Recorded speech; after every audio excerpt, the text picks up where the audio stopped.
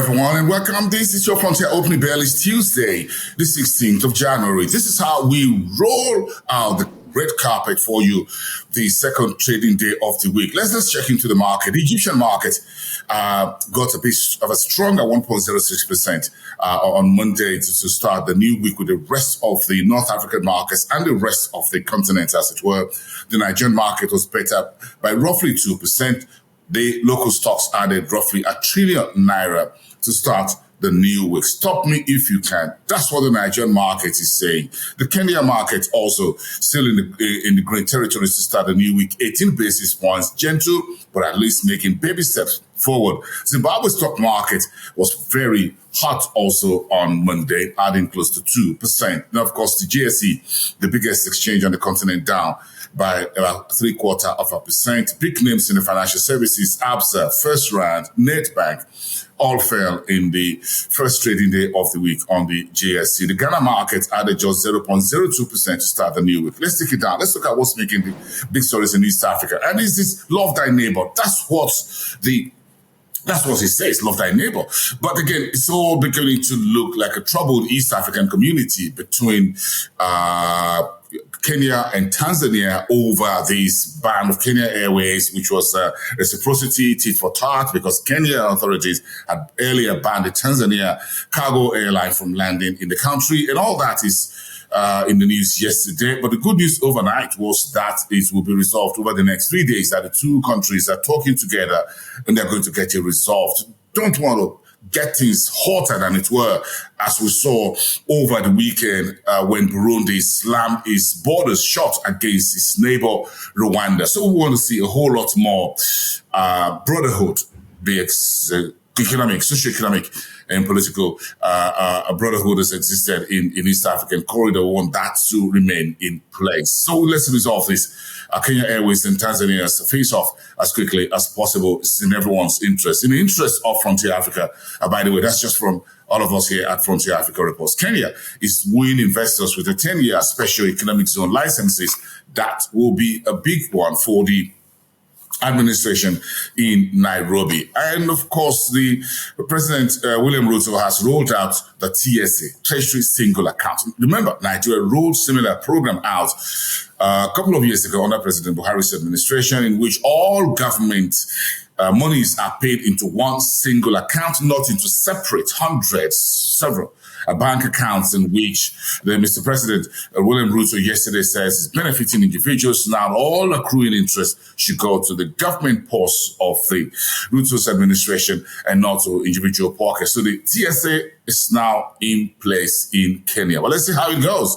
Looking at Nigeria's experience at the end of the day, because it all end up with a number of loopholes that some folks were able to create around the Treasury single account. But let's wish you folks well in Nairobi. Let's see how that goes. And we'll go to Shanti.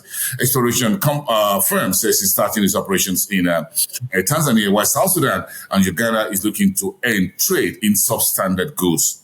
That's good news. In Rwanda, stock market start trading activities dipped 22.7% in December last year. It was a very lackluster month to end last year, by the way, for the Rwanda stock market in Kigali. Let's leave it there for the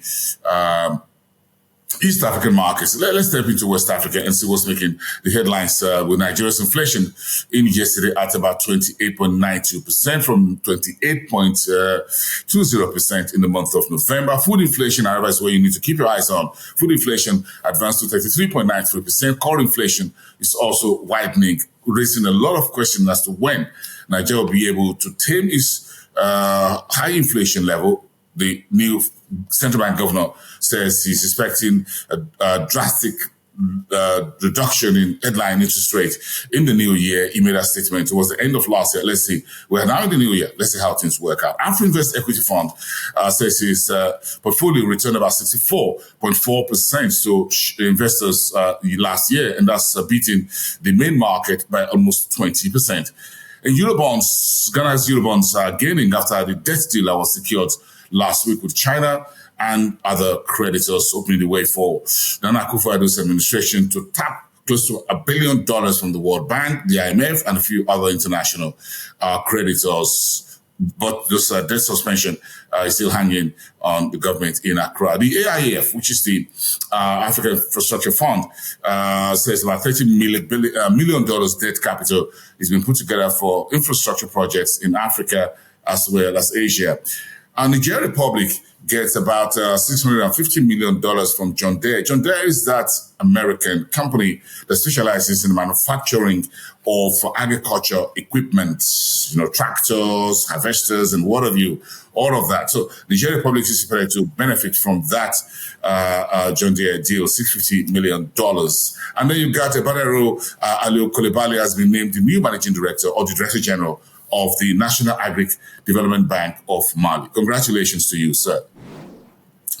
I'm looking now into the Southern Africa's Day. Of course, most likely you've seen the South African Minister of Finance, Godongwana, speaking to Bloomberg, saying the country faces difficult budget next month, and that's according to him. But he earlier said that the general elections in this year in April will not torpedo this year's budget, but he says it's tight. That's what he told Bloomberg this morning from Davos, Switzerland, where the World Economic Forum is formally taking off today with the opening plenary. That South Africa has no plan to raise interest rates, at least for now. Says it's not going to be in the interest of South Africans to raise interest rates. So that leaves us to what the SARB will do. That's the South Africa's Reserve Bank. Let's see when the first monetary policy meeting takes place in the next couple of weeks. The United Nations has raised a red flag on debt obligations of Malawi. And Malawi's Treasury posted about 52.6 billion kwanza surplus for November.